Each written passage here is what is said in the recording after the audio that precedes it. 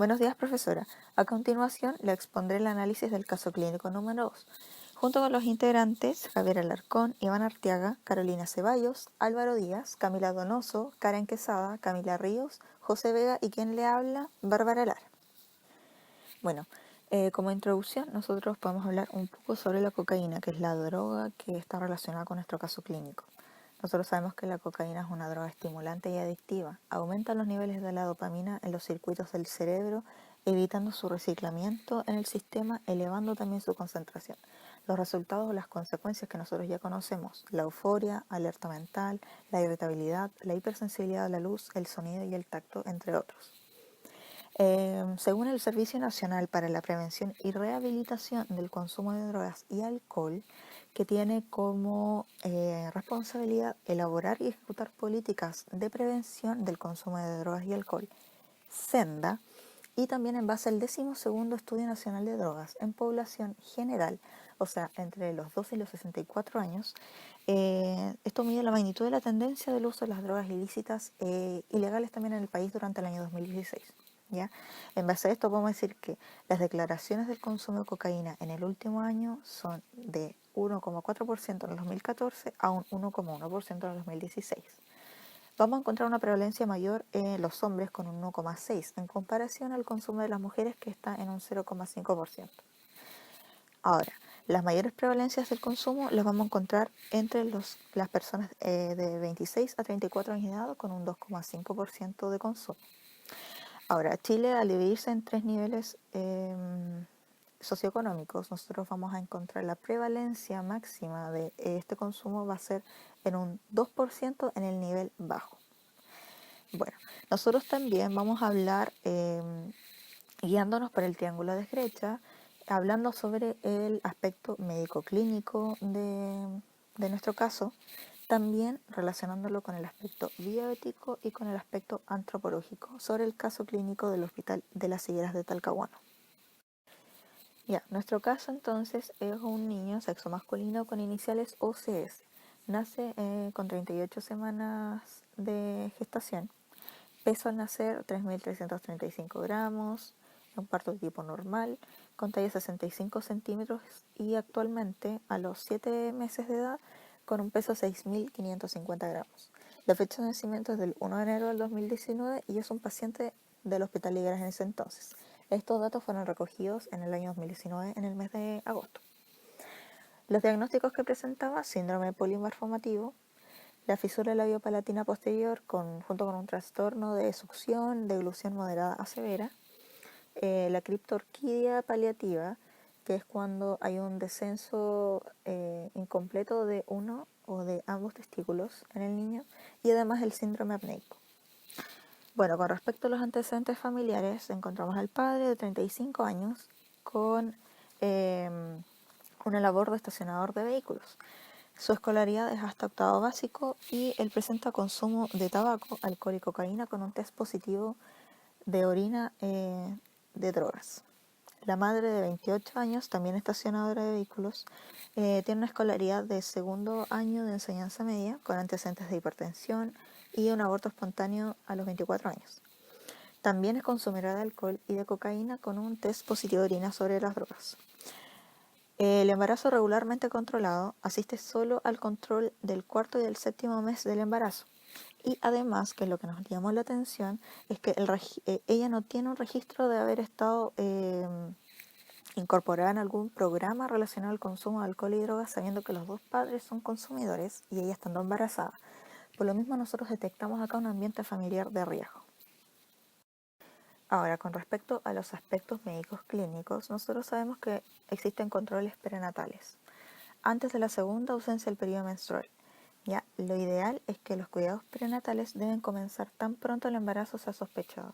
El momento de consulta debe ser idealmente antes de la ausencia del segundo periodo menstrual, especialmente en aquellas mujeres con alguna patología médica, con antecedentes de aborto y además de malformaciones del tubo neural.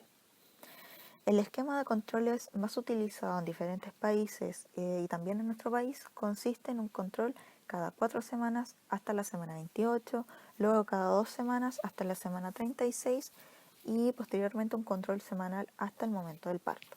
O sea, hacemos un total de 7 controles aproximadamente. Los objetivos del primer control, cosa que la madre no hizo, es principalmente definir el estado actual de la salud de la mujer y del feto. En este caso, ¿qué hubiésemos nosotros pesquisado? La madre tenía antecedentes de aborto y consumo de cocaína. ¿Qué más? Detectar los factores de riesgo biopsicosocial. Los padres tenían un trabajo inestable y además consumían drogas, alcohol y drogas. Por lo tanto, claramente se iba a detectar un factor de riesgo biopsicosocial para el bebé. Se determina la edad gestacional. También se evalúan los posibles riesgos. ¿Cuál sería el riesgo fundamental del que nosotros debemos percatarnos? Son las malformaciones en el feto por el consumo de droga de los padres y de la madre sobre todo, además de entregar la información para el autocuidado y derivar a la salud bucal o el programa que corresponda. En este caso, tuvo que haber sido, si es que ella hubiese acudido al primer control, al programa de alcohol y drogas o el tratamiento en SENA. Con respecto al esquema utilizado con la guía prenatal del 2015 sobre los controles por semana de gestación, la madre solamente acudió a 2 controles, ¿ya? En vez de 7, acudió a 2 controles. Por lo mismo, esto sigue siendo un problema para nosotros. ¿Por qué? Por la irresponsabilidad de la madre con su hijo. Ya, en los pasos del primer control antenatal, que es muy importante, nosotros debemos fijarnos en la historia clínica, en los factores psicosociales y además en los exámenes. En la historia clínica debemos darnos cuenta en la identificación de todos los aspectos que pueden potencialmente influir sobre el desarrollo exitoso del embarazo, desde la pesquisa de enfermedades preexistentes hasta la actitud del embarazo de la misma madre. Antecedentes de riesgo para el embarazo, como lo son el alcoholismo y en este caso el consumo de drogas ilícitas, por ejemplo. Y además la historia menstrual, que es esencial para establecer la edad gestacional. Luego de esto vamos a profundizar más en los factores de riesgo psicosociales presentes para poder derivar al programa que corresponda. Y también vamos en el tipo de exámenes, nos vamos a dar cuenta en el examen físico general y segmentario, en los exámenes obstétricos y además los de laboratorio. Para los siguientes controles también debemos tener una monitorización materna de los movimientos fetales desde la semana número 18 a la 20. Hay que tener una medición de la altura uterina desde la semana 20 y además una estimación del peso fetal de las 28 semanas. ¿Cuáles son las ecografías de rutina? Son 4 ecografías. La precoz, la de la 11 a la 14 número de semanas, entre las 22 y las 24 semanas y 34 y 36 semanas. En este caso, el que se hizo la madre de nuestro caso clínico es la de 22 y 24 semanas. ¿Ya? Y posteriormente vienen las indicaciones especiales de refuerzo, como en el primer trimestre el refuerzo del ácido fólico, además que después de las 12 semanas el suplemento del hierro y el calcio. Ya, para continuar con los aspectos médicos clínicos, vamos a hablar un poco sobre el tratamiento SENDA. Es un programa de tratamiento para mujeres mayores de 18 años. Los requisitos de acceso son tener 18 años de edad o más, ser beneficiario de FONASA y además presentar problemas de consumo con alcohol y drogas. Según el capítulo 3 y basados en el documento de las mujeres y tratamiento de alcohol y otras drogas, embarazo, puerperio y lactancia, este tipo de tratamiento puede ser tanto ambulatorio como residencial y enfocado tanto en la desintoxicación como en la inserción social. Tenemos 3 espacios que tenemos que ahondar. Está la detección del consumo de sustancias, el tratamiento y también las sugerencias con el recién nacido. Estos son como las intervenciones para las embarazadas que trata el programa SENDA. En primer lugar, sobre la detección del consumo de sustancias, acá tenemos que darnos cuenta sobre la historia clínica o los cuestionarios estructurados, como los exámenes toxicológicos de orina para saber también la concentración del alcohol y el tabaco. Y además, identificación de las malformaciones o alteraciones del crecimiento por ultrasonidos del feto. En base al tratamiento, este tiene que ser integral e interdisciplinario. Tenemos que saber realizar estrategias de valoración y cuidado pre- y postnatal y otorgar acceso a programas de apoyo social para problemas legales, de vivienda, nutrición y otras necesidades. Y por último, también las sugerencias con el recién nacido. Acá es cuando se le instruye a la madre acerca de los modelos de crianza o cuáles son los distintos estados del sueño y vigilia del lactante y cómo evitar también los cambios abruptos, además de actividades para satisfacer las necesidades del recién nacido. Y en relación al caso, es que acá hubo una irresponsabilidad total del equipo de salud, ya que no se le fue designado un programa con respecto a todo este tipo de registro que tenía la madre, con respecto a los problemas psicosociales que tenía y además del consumo de drogas también. Ya. Ahora, también siguiendo con los aspectos médico-clínicos, hablar un poco sobre la cocaína y sus efectos en la mujer embarazada y además en el producto de la gestación en términos generales. Ya sabemos que la cocaína es un alcaloide derivado de la hoja de esta misma planta. Ya está disponible en dos formas, como el hidrocloro de cocaína y además como un alcaloide purificado de la cocaína. ¿Ya? Las vías de administración pueden ser oral, intravenosa y además por inhalación. Debemos tener claro que cuando la mujer embarazada consume cocaína se pueden esperar bastantes y variados efectos en ella y además en el producto de la gestación. Entre ellos tenemos los efectos teratogénicos, que cuando hablamos de los defectos estructurales en el feto.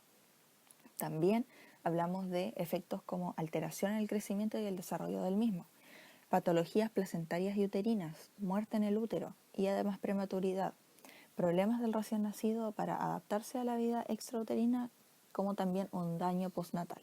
¿Ya? Debemos tener entendido que el vasospasmo que causa la cocaína al nivel placentario y en el feto puede ocasionar diversas malformaciones al nivel genitourinario, cardíaco, intestinal y cerebral principalmente. Ya, ahora nos vamos a entrar en qué es el síndrome polimalformativo, ya uno de los tantos diagnósticos que tenía el paciente al momento de encontrarlo. Bueno, el síndrome polimalformativo es un conjunto de anomalías congénitas, ya que contempla un amplio rango de las patologías, ¿ya? Esta es habitual en asociación a las alteraciones musculoesqueléticas complejas, que es muy difícil de tratar y que al mismo tiempo van a representar un reto en el cuidado y además en el tratamiento del mismo paciente. Ahora, el objetivo fundamental cuando nos encontramos frente a un paciente con estas características, hay que abordarlo de una manera integral, o sea que hay que hacer un tratamiento acorde a su estado funcional y determinar la mejor solución individualizada para sus patologías y así poder tratar las complicaciones, ¿ya? Por lo mismo, el abordaje debe ser integral para el equipo de salud, debe ser una atención especializada y además una derivación a nivel secundario para la evaluación con profesionales especialistas. Ya, ahora bien, vamos a encontrar tres tipos de este síndrome que van a depender también de la malformación que va a ser y además del tratamiento con el que vamos a buscar mejorar la calidad de vida del paciente. Vamos a encontrar el síndrome piramidal bilateral, la observación de la hipoacusia y además una amaurosis congénita. El síndrome piramidal bilateral se trata en realidad de la irritación del nervio ciático cuando pasa por el músculo piriforme. Una observación de la hipoacusia es como sabemos que una disminución de la agudeza auditiva. Esta se va a asociar a un deterioro cognitivo, a alteraciones conductuales y además del sueño, como la disminución de la actividad social y alteraciones de la memoria. Y la amaurosis congénita, que es un déficit visual con pérdida grave tanto de los bastones como de los conos en toda la retina, ¿ya? Y debemos dejar en claro que acá nuestro caso clínico poseía los tres tipos de síndrome.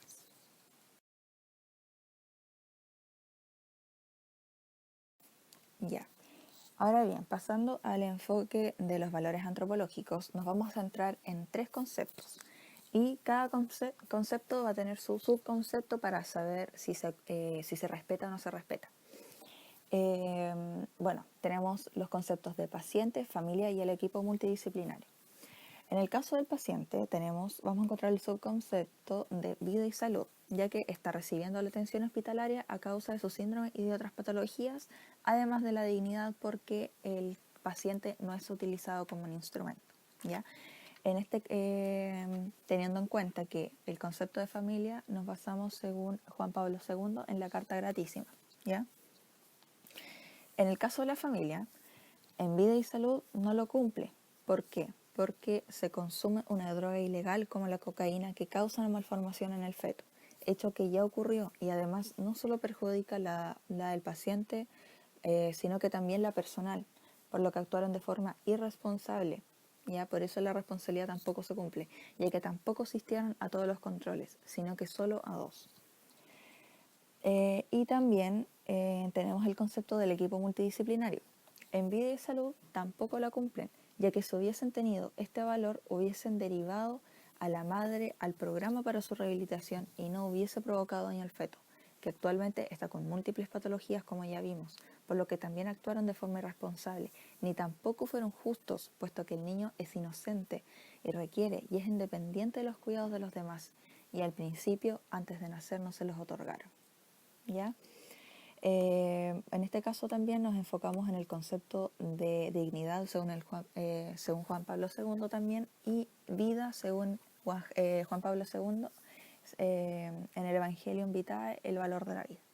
Hay que tener en consideración que el ser humano es siempre un valor en sí mismo y por sí mismo, y como tal exige ser considerado y tratado.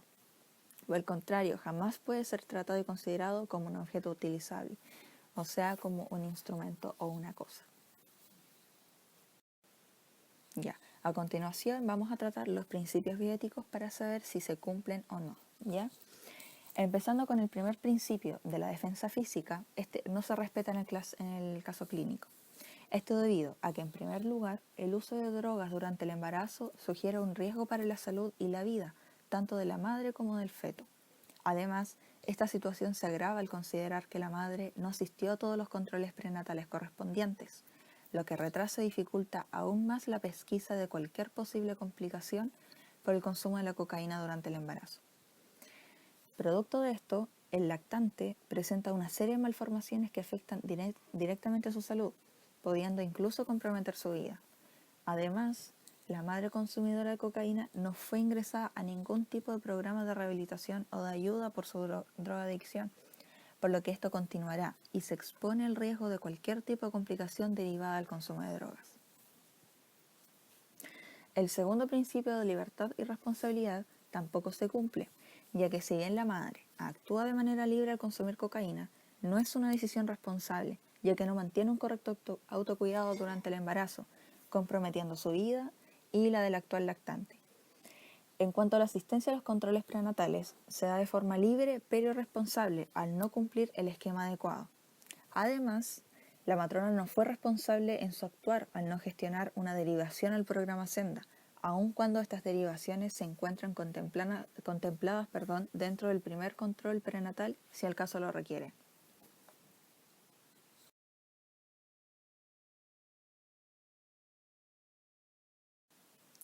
Siguiendo con el principio de totalidad o terapéutico, tampoco se respeta en el caso, porque el lactante se encontraba en observación por distintos especialistas para poder optar por tratamientos más definitivos, por lo que las intervenciones realizadas hasta la fecha no lograron sanar sus enfermedades, sino que se encontraron dirigidas a brindar los cuidados necesarios según su condición clínica. Además, no se realizan las gestiones para que la madre con drogadicción inicie su tratamiento de rehabilitación, por lo que su problema de salud no pudo ser sanado. Esto se relaciona con el cuarto principio de la sociabilidad y subsidiariedad, el cual tampoco se cumple, debido a que la madre no recibe el apoyo de los programas que corresponden para así ayudarla en su proceso de rehabilitación, aun cuando estos se encuentran disponibles para las derivaciones de personas que lo requieran.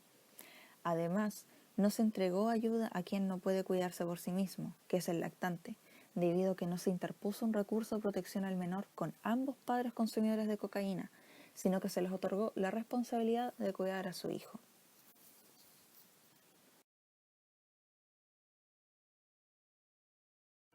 Ya, ahora vamos a hacer la valoración del acto. Nuestro objeto va a ser que no se realiza la derivación de la mujer embarazada consumidora de cocaína durante la gestación a un programa para la rehabilitación. ¿Cuál va a ser el fin? Es promover las posibles complicaciones para la salud de la madre y principalmente del feto, con el síndrome polimalformativo al aumentar el tiempo de exposición a la droga.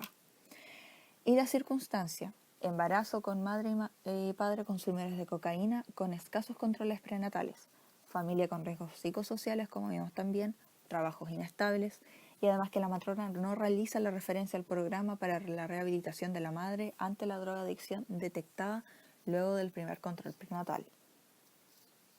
Ya, ahora para terminar y a modo de conclusión, debemos recordar el triángulo de Schlecher nombrado al inicio de la presentación. En cada vértice se va a representar un punto importante, el médico clínico, el bioético y el antropológico. Debe ser considerado en la valoración de las complejas situaciones que hoy se vuelven cotidianas. Al aplicar este triángulo al caso, podemos decir que la persona es paradójicamente la más amenazada por las malas decisiones y los malos usos del poder hacer, ya sea de los familiares o del equipo médico, puesto que un bebé no puede cuidarse ni tomar las decisiones por sí mismo. Por otro lado, El equipo de salud debe tener ciertas características y valores, como por ejemplo ser competente, integral, inteligente para visualizar el problema real, ser templado, sabio, con humanidad y amor para así actuar adecuada y pertinentemente en cada situación que se le presente. El paciente es una persona, por ende tiene diversas dimensiones, la dimensión espiritual, la psicológica y la biológica, las que se deben atender a totalidad si se quiere completar una intervención integral, dando cuidados ordinarios o básicos y en el caso que sea estrictamente necesario realizar otros procedimientos médicos que no imponga una carga excesiva para el paciente y la comunidad. Por otro lado, encontramos el ensañamiento terapéutico, pues este se encarga de tomar medidas extraordinarias que no son moralmente obligatorias y que en manera desmedida puede caer a generar eutanasia. El término de eutanasia es un eufemismo, lo que se da como buena muerte. En realidad es un homicidio o un acto de desproporcionalidad terapéutica, o también se puede entender como una acción o una omisión, que en su naturaleza o en su intención procura la muerte al fin de eliminar todo sufrimiento y dolor. Muchas gracias, profesora, por su atención. En la diapositiva que viene van a aparecer las referencias bibliográficas de todo el trabajo.